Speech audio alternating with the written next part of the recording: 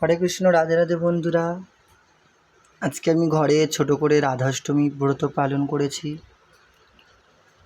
তা ভোগ দিয়ে তুলেছি, তো ওই জন্য গোপালের মুকুট, চুল, গহনা খোলা আছে।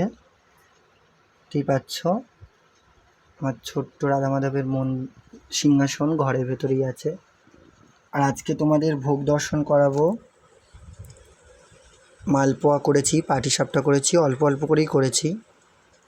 আর ওই যে দেখতে পাচ্ছ, এই যে সবজি প্রসাদ, এটা কচু আলু দিয়ে পোস্ত বাটা দিয়ে করেছি।